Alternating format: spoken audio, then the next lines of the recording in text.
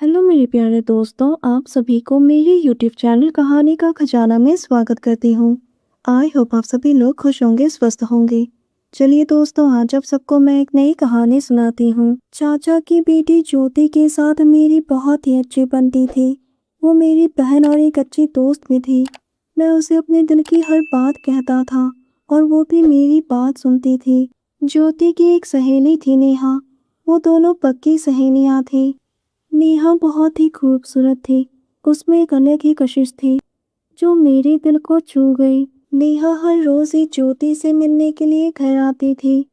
हम तीनों कभी कभी साथ में बाहर घूमने भी जाते थे। लेकिन नेहा से मिलने के बाद भी मैं नेहा के साथ खुलकर बात नहीं कर पाता था। धीरे धीरे मुझे महसूस होने लगा था कि मैं नेहा को प्यार करने लगा हूँ। अपने दिल की बात नेहा को बताने से पहले मैंने ज्योति को बताना ठीक समझा। मैंने हिम्मत करके एक दिन अपने दिल की बात ज्योति को बता दी। ज्योति मेरी बात सुनकर हंसने लगी। फिर उसने मुझे बताया कि नेहा भी मुझे बहुत चाहती है। ज्योति ने कहा, अगर तुम नेहा को इतना पसंद करते हो तो उसे अपने दिल की बात जितने जल्दी हो सके कह दो। ज्योति की बात मानकर एक दिन मैं अपने दिल की बात नेहा को कहने के लिए घर के बाहर इंतजार करने लगा।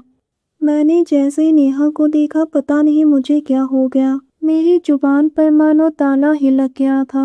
दोस्तों, चैनल पर पहली बार आए हैं तो इस वीडियो को लाइक शेयर और सब्सक्राइब करें और एक प्यारा सा कमेंट ज़रूर कर दें। वो मेरे बिल्कुल नज़दीक आ चुकी थी। मेरा दिल जोर जोर से धड़कने लगा। मेरी हालत देखकर नेहा को हंसी आ गई और पूछने लगी, बाहर खड़े होकर किसी का इंतज़ार कर रही हो क्या? मैं जानता था कि ये मेरे लिए बहुत ही अच्छा मौका था, लेकिन मेरे अंदर की शर्म की वजह से मैंने ये खूबसूरत मौका खो दिया।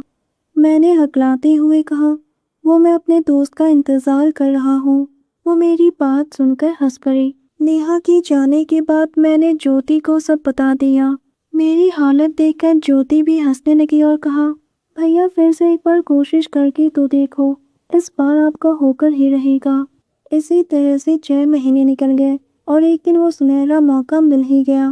मेरे छोटे चाचा जो कि गांव में रहते हैं, कुछ दिनों पहले उनका एक लड़का हुआ है, तो दोनों परिवार मिलकर गांव में चाचा के बेटे को देखने गए हैं। नेहा को ये बात पता नहीं थी और वो ज्योति से मिलने घर आ गई। इस बार मैं इस मौके को गंवाना नहीं चाहता था। जैसे ही नेहा ज्योति के कमरे की तरफ जाने लगी तो मैंने दरवाज़ा खोलकर उसे कहा कि वो ज्योति और हम दोनों के परिवार वाले गांव गए हैं, क्यों ना तुम कुछ देर के लिए हमारे घर में ही बैठो। नेहा अंदर आ गई। हम दोनों एकदम चुपचाप सोफे पर बैठे हुए थे।